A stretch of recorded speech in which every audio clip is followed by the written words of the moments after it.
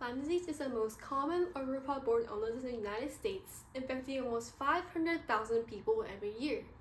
Lyme disease is caused by spirochete Borrelia burgdorferi and is transmitted to humans via black-legged tick bites. Early symptoms include fever, headache, and the infamous bull's eye rash. As the disease progresses, 1 in 4 patients develop Lyme arthritis, and 60% experience joint swelling unless treated with antibiotics. If left untreated, the disease can progress onto nervous or cardiovascular systems, causing facial palsy or carditis. For such a menacing disease, treatments are concerningly limited. No preventative vaccines exist, and symptoms often persist after treatment. As such, further disease research is needed to help mitigate the long-term damage of Lyme disease and to limit the suffering of millions of people worldwide. To treat Lyme disease, we must first understand how Borrelia causes Lyme disease on a molecular level.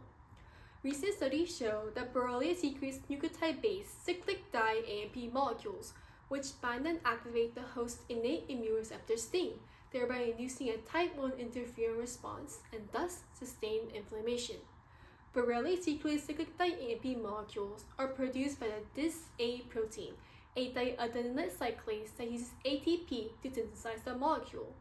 Homologs of this protein have been studied in other species, but its structure and function in Borrelia remain largely unexplored. This is where my project comes in. I'm working to solve the crystal structure of the Borrelia dis-A protein to enable novel pharmacological targets to treat Lyme disease. Inhibiting Borrelia dis-A could dampen cyclic di-AMP signaling, reduce sting-mediated inflammation, and ultimately address the chronic inflammation associated with Lyme disease. So far, I've cloned plasmids carrying the full-length and truncated versions of the protein, transformed and expressed it in E. coli, and purified it via nickel affinity and size exclusion chromatography.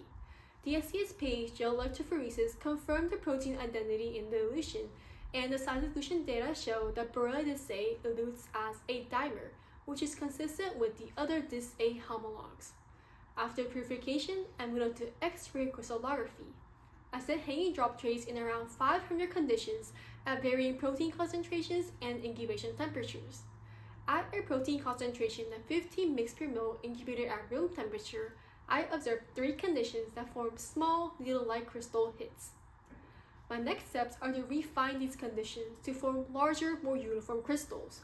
These optimized crystals will be sent to synchrotron for X-ray diffraction data collection. This data will allow me to solve the structure of dis-A and characterize its active site residues, catalytic mechanisms, and potential binding pockets.